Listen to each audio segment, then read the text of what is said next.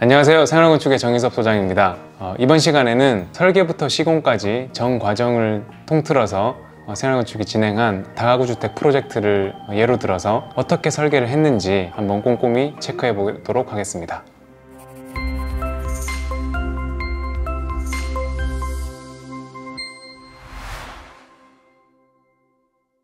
저희 생활건축이 직접 설계부터 시공까지 진행했던 한 프로젝트를 가지고 구체적으로 좀 알아보겠습니다. 네.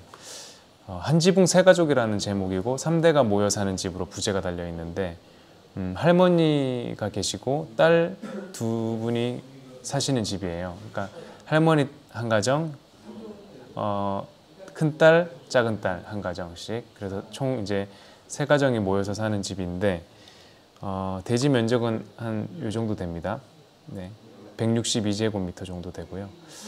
실제로 건축 면적 1종 일반 주거 지역이었어요. 그래서 건폐율이 60%, 용적률이 150%였고 구조는 철근 콘크리트조로 했고 총 지상 4층 규모인 거고요. 그 다음에 건축 면적은 이제 한 29평 정도 나와요. 그 다음에 연면적이 73평 정도 나오고요. 건폐율 59, 용적률 148 정도 나옵니다. 네. 주차는 3대 정도 들어가고요. 그래서 여기 오른쪽에 보이는 요런 이제 그 마감으로 백고벽돌이라는 마감인데 이렇게 진행하게 됐습니다. 일단은 내부 사진을 좀 보실 텐데 요건 이제 다락의 사진이에요. 그래서 다락에서 테라스로 나갈 수 있는 문이 있고 그 다음에 천창도 있고요. 자작나무 합판으로 다 마감을 했고요. 다락의 일부분 요건 4층의 모습이고요. 오른쪽 이쪽 문으로 나가면 이제 4층 테라스로 나가게 됩니다. 이쪽 계단으로 올라가면 이제 다락으로 올라가게 되고요. 네, 요거는 지금 2층 거실하고 주방의 모습이고 2층 계단을 타고 가면 3층의 방으로 갈 수가 있습니다. 이게 계단실의 모습이고요. 요건 이제 화장실의 기본적인 재료를 쓴 모습입니다. 네. 일단 이런 이제 결과물들을 만들어내기 위해서 앞에서도 보셨지만 그 설계라는 단계를 먼저 거치게 되죠. 요건 이제 계획 설계 단계에 속하는 건데 대안을 많이 만들어 봤어요. 그러니까 사실 이거 외에도 더 많은 대안을 만들어 봤는데 이런 대안들이 있었다는 걸 좀 보여드릴게요. 기본적으로 이제 3대가 살아야 되기 때문에 이렇게 색깔을 좀 표현을 했어요. 파란색은 할머니가 사시는 세대, 노란색은 큰딸이 사는 세대, 그 다음에 핑크색은 둘째 딸이 사는 세대. 이렇게 좀 쉽게 보시면 되는데 중간에 회색은 이제 코어, 계단 공용 공간인 거고요. 그래서 아예 요 대안 A는 완전히 양쪽으로, 중간을 중심으로 양쪽으로 딱 나눠지는 거예요. 나눠져서 이렇게 두 세대가 한 층에 들어가게 되고 2층부터요. 근데 이제 3층에서는 어떻게 되냐? 이제 둘째 딸의 세대가 이쪽 계단을 타고 올라가면 이쪽 왼쪽으로 공간을 쓰게 되는 거예요. 그러니까 두플렉스 타입인 거죠. 어떻게 보면 이제 그 첫째 딸 그 거실 위에 이제 방이, 둘째 딸의 집에 방이 형성이 되는. 그래서 3층에서도 이렇게 지금 딱 양분해서 첫째 딸 세대, 둘째 딸 세대 이렇게 나눠지게 되죠. 그래서 이게 이제 4층까지 반영이 돼요. 그래서 똑같이 테라스를 이렇게 나눠 가지는 구조가 되는데 요 안에 이제 장점은 되게 비슷한 면적을 비슷한 조건으로 다 가지고 갈 수 있다는 거. 할머니는 당연히 1층 세대에 사시는 거고요. 근데 그런 장점이 있었는데 단점은 이제 한 세대가 큰 공간을 쓰지를 못하는 거예요. 너무 딱 이 정해진 볼륨을 딱 반으로 쪼개서 쓰다 보니까 조금 협소하게 느껴질 수가 있었던 것 같아요. 그래서 이제 요거 말고 이제 다른 안들을 또 만들어 봤는데 그러면 이제 층으로 아예 딱 구분을 해서 둘째 딸, 첫째 딸을 나누자 이렇게 한 거죠. 그래서 2층은 첫째 딸이 살고 3, 4층을 둘째 딸이 사는 거예요. 예, 둘째 딸의 그 가족들이 더 숫자가 많았거든요. 그래서 이렇게 아예 나눠서 큰 공간을, 그러니까 한 층에 한 29평 정도 되니까요. 한 공간을 다 이렇게 크게 터서 쓰는 그런 이제 배치를 한번 만들어 봤던 게 대안 B이고요. 그리고 이제 대안 C부터는 조금씩 이제 믹스를 하게 됐어요. 그래서 둘째 딸이 2층으로 오고 3층 일부를 또 둘째 딸이 쓰는 거죠. 그 다음에 첫째 딸은 3층 일부하고 4층을 쓰게 되는 거고, 이제 지금 이런 개념이 되고 나서는 이제 장점은 좀 넓은 공간을 어느 세대든 누릴 수 있다는 건데, 단점은 이제 4층 테라스는 첫째 딸만 쓸 수 있는 구조가 돼버린 거예요. 근데 결국에는 이제 최종화는 이런 이제 구성으로 결정이 됩니다. 되기는. 네. 대안 D 같은 경우도 비슷한 형식인데, 이런 이제 방 구조하고 화장실 위치, 그 다음에 이런 계단의 위치 같은 것들이 조금 바뀌는 건데, 요 D안이 최종안이랑 가장 흡사해요. 네. 근데 여기는 지금 그 다락의 평면은 나오지 않는데, 4층에서 요 계단을 타고 올라가면 사실은 이 위엔 다락이 있는 거죠. 네. 그 다음에 이 안도 사실은 비슷합니다. 네. 근데 이런 이제 내부 구성들이 조금씩 바뀌면, 이때부터는 이제 어느 정도 픽스가 된 것 같아요. 네. 그래서 이런 주출입구의 위치가 조금씩 바뀌기도 하고, 네. 그래서 큰 변화는 없습니다. 이제 F1에서는 이제 이런 그 계단실 옆에 이런 테라스 서브 공간이 하나 더 붙게 돼요. 그래서 면적을 좀 최대로 늘려보자, 여기에서. 안 그래도 점점 이제 건축주분들하고 회의를 거치면서 조금 더 점점 이제 넓은 공간을 좀 찾기를 원하시더라고요. 그 다음에 수납 공간도 많이 좀 부족한 것 같다고 해서, 어쨌든 최대한으로 면적을 조금 더 쓸 수 있게끔 만들어 보자고 하면서 이제 점점 조금씩 넓어진 거죠. 평면 자체가. 구성은 비슷합니다.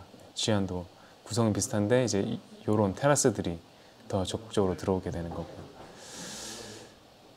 네, 그래서 결과적으로 이제 최종화는 이렇게 이제 구성이 돼요. 1층에 주차를 이렇게 세대를 하고요. 이쪽으로 할머니 세대가 들어옵니다. 그 다음에 2층으로 이쪽 공용 계단을 통해서 2층으로 올라가면 둘째 딸 세대가 이렇게 2층에 거실 주방이 있고 방이 3개 이렇게 있고 화장실 하나 있고, 요 계단을 또 따라서 올라가면 3층 왼쪽 부분을 둘째 딸 세대가 쓰게 됩니다. 그럼 3층에는 또 방이 2개가 있어요. 그 다음에 뒤쪽으로 테라스가 있고요. 보일러실, 세탁기, 뭐 건조기 이렇게 들어가고요. 화장실이 여기 있고, 여기는 가족실 정도가 돼요. 근데 이 가족실을 추후에 여기 막아서 이제 방으로 쓸 수 있는 사이즈로 만들었어요. 그 다음에 이제 3층 이 공용 계단을 쭉 타고 3층으로 또 오게 되면, 여기서부터 이제 첫째 딸 세대가 있게 돼요. 여기는 이제 부부 침실이 하나가 있고, 여기서 바로 올라가게 되면 4층이 나오게 되고, 4층은 거실 겸 주방이 크게 하나가 형성이 되고, 바로 테라스로 나갈 수 있는 문이 생기고, 테라스 옆 계단으로 올라가면 이런 이제 다락 공간이 나오게 됩니다. 그래서 사실 이렇게 면적들을 점점 이제 넓혀가면서 최대 쓸 수 있는 면적을 찾아낸 케이스가 되는데요. 이 면적에 대한 비밀은 다음 화에서 공개해드리도록 하겠습니다. 네, 그러면 이제 평면이 정해졌잖아요. 저희가 계획 설계에서. 그러면 이제 실제로 이제 외관은 어떻게 될 건지, 어떻게 보일 건지, 이제 이런 것들이 디자인적으로 풀려야 될 문제고, 시공성이나 이런 것들도 좀 검토가 돼야 되거든요. 벽돌로 하면 어떤지, 그런 것들이 이제 외장이랑 외부 디자인과 이제 맞물려서 가게 됩니다.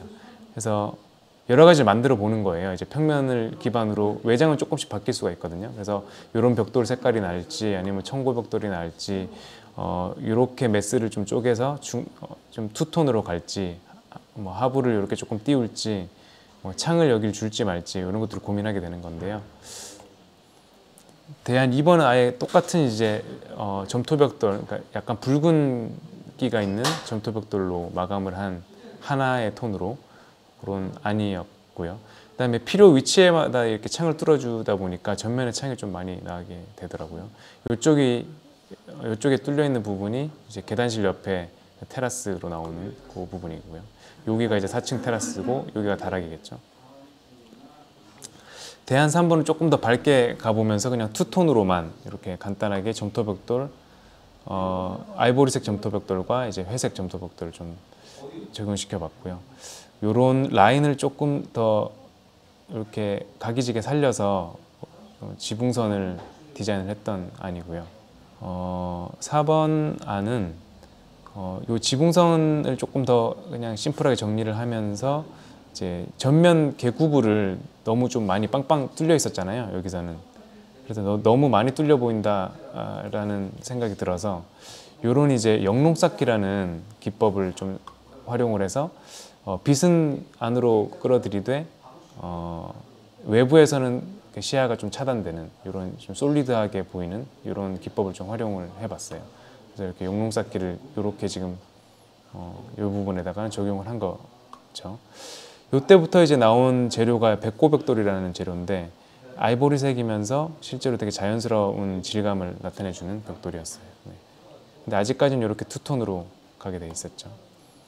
그 다음에 이제 이런 그 선들을 좀 정리를 하고 싶어서 이렇게 일자로도 만들어 보고 이렇게 했었는데 조금 어색해 보이더라고요. 그래서 이제 최종안은 원톤으로 가기로 했어요. 일단 전체적으로 좀 무거운 약간 고벽돌을 쓰면서 약간 성 같은 그 무거운 단단한 이제 그 분위기를 좀 연출하고 싶었거든요. 그래서 이렇게 용롱쌓기로 앞에 있는 계구부들을 조금 막아주고 이렇게 한 덩어리처럼 보이기 위해서 이런 디자인을 채택을 했습니다. 칼라강판 거멀젓기라는 건 이제 일반적으로 이런 쭉 그 한쪽으로 골이 나 있는 강판 소재의 이제 지붕재인데 색깔도 되게 다양하게 고를 수 있고 시공성도 되게 좋아서 많이 쓰고 있습니다. 그래서 최종안은 이제 이렇게 결정이 됐습니다. 네, 그러면은 이제 지금부터 요 안들이 결정이 됐기 때문에 공사를 이제 시작을 해야겠죠. 이제 공사 시작한 것을 일일이 다 보여드릴 수는 없고 굵직굵직한 공정들만 좀 보시면서 넘어갈게요. 철거입니다. 네, 아까 말씀드렸지만 철거 감리라는 게 이제 생겼기 때문에 요 공사를 하는데 철거 감리가 계속 그 철거에 대한 그 철거 계획서도 제출하게 돼 있고 관청에 인허가를 득해야 되는 상황이에요. 그래서 이런 철거하는 단계를 거친 다음에 네, 그러면 철거가 끝나고 나서 이제 기초를 앉혀야겠죠. 이제 기초 철근이 들어가고 콘크리트를 치게 됩니다. 네, 기초가 완성이 되고 나서는 이제 골조 공사가 들어가게 되죠. 골조 공사가 어떻게 보면 이 전체 공사의 절반 정도라고 보시면 돼요. 그래서 골조 공사가 가장 중요하고 또 핵심이 되겠죠. 그래서 골조 공사를 할 때 가장 많이 이제 감리하는 포인트들이 생깁니다. 네, 이런 이제 골조 공사를 하면서 전기나 설비 배관들을 이제 설치하는 모습들이고요. 이건 이제 2층 바닥 슬라브가 되겠습니다. 네, 이건 벽체에 철근 배근한 모습인데요. 이걸 이제 그 감리를 하면서 이렇게 철근 간격들을 이제 체크하고 있습니다. 네, 그래서 이제 지붕까지 어느 정도 올라오게 되면 지붕 철근 배근을 하게 되고 이제 여기에 이렇게 지금 목대를 대놓은 곳은 천창이 뚫릴 곳이에요. 그래서 이렇게 시공을 해놓고 이런 파란 선으로 보이는 것들은 이제 전기 선들이 지나가는 곳입니다. 여기도 철근 배근을 치수를 재기 위해서 줄자를 좀 걸어놨었죠. 네, 이제 그 배근을 다 하고 콘크리트를 양생을 다 시키면 이런 이제 창호가 설치가 되게 돼요. 근데 다들 좀 궁금해하실 수도 있는데 창호 주변에 그 방수가 되게 중요하거든요. 골조에서 이제 물이 새는 골조에서 물이 가장 잘 새는 부분이 이제 창호하고 골조하고 만나는 그 틈이에요. 그 사이를 이렇게 단열재를 좀 따내고 방수 실런트를 다 쏘게 됩니다. 창을 설치하고 그 다음에 다시 이 자리를 단열재를 채워 넣는 거예요. 이렇게 시공을 해야만 혹시 모를 이제 그 누수가 골조를 타고 가다가 창 사이로 들어가지 않게 되는 거죠. 이렇게 시공을 하게 되고요. 그다음에 요건 이제 그 벽돌을 받치는 철 구조물을 이렇게 설치를 하는 모습이에요. 근데 여기에도 단열재를 좀 일부 따내고 이렇게 방청 페인트를 다 칠하는 거죠. 그 다음에 단열재를 다시 덮습니다. 그리고 이 위부터 이 위에 철판 위에다가 벽돌을 싸게 되는 거죠. 그러면 실제로 벽돌이 떠 있는 것처럼 보이는 모습이 연출될 거예요. 네. 그래서 이렇게 구조물들을 이제 튼튼하게 설치를 하는 거고요. 벽돌을 이제 쌓게 되면 이런 모습들이 나타나게 되죠. 그 다음에 외장을 보셨다면 이제 내장의 모습인데 안쪽에는 골조 면에다가 벽에는 이제 일면 미장을 하게 되고요. 하부에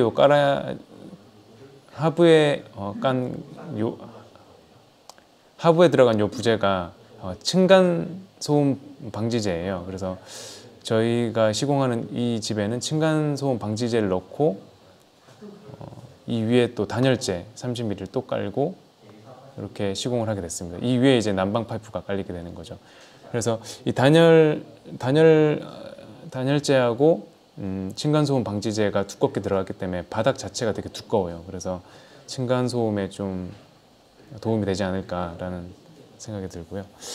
그 다음에 이제 이런 설비 자재 같은 것도 VG1이라는 그 설비에서는 이런 PVC 배관인데 PVC 배관에서는 VG1이 두꺼운 걸 말하고요. VG2가 좀 얇은 걸 말해요. 근데 저희는 기본적으로 다 VG1이라는 PVC 배관을 다 썼습니다.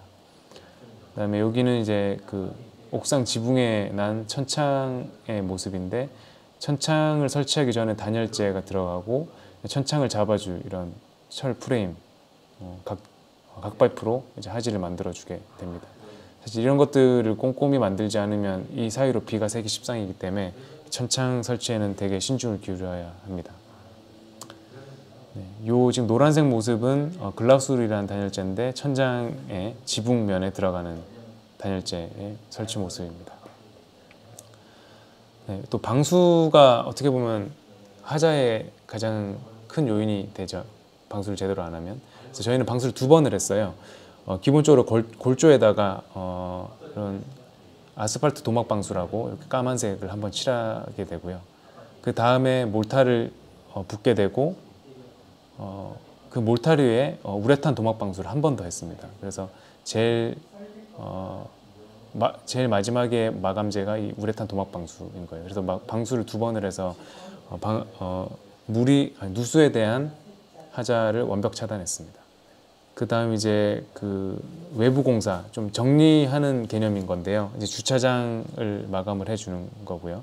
주차장 마감할 때도 주차장 바닥이 이제 차의 하중 때문에 꺼지는 현상이 많이 발생을 하거든요. 이제 그런 것들도 사실은 이 기초 철근하고 다 이렇게 빼놨죠. 철근을. 이 기초 철근하고 연장을 시켜서 연결을 해서 철근을 꼭 배근을 한 다음에 콘크리트 타설을 하게 되면 절대 갈라지거나 꺼지는 현상이 없습니다. 그다음에 요 왼쪽의 주차장 모습하고 오른쪽의 모습하고 조금 다른데 주차장 바닥에 이제 바닥 광화제를 이렇게 칠해주면 바닥이 일어나지 않고 더 견고하게 되는 거죠. 네, 그래서 결국에는 이제 이런 마지막 최종 모습을 가지게 됩니다. 네. 물론 이 백고벽돌을 다 설치하고 나서는 발수제를 도표를 당연히 해줬고요. 네, 지금까지 생활건축이 설계부터 시공까지 진행했던 다가구 주택을 보셨는데 설계 단계를 중점적으로 보셨습니다. 생활건축은 설계 단계부터 여러 가지 대안을 검토해서 최적의 안을 도출해내기 위해서 노력하고 있습니다. 영상이 도움이 되셨다면 구독과 좋아요 부탁드립니다. 감사합니다. 네, 지금까지 생활건축이 설계부터 시공까지 진행한 다가구 주택 프로젝트를 보셨는데요. 생활건축은 전 과정에 걸쳐서 통합적으로 좋은 공간을 만들기 위해서 노력하고 있습니다. 이런 생활건축에게 믿고 맡기실 분들은 언제든지 연락 주시기 바랍니다. 네, 이번 영상이 도움이 되셨다면 구독과 좋아요 부탁드립니다. 감사합니다.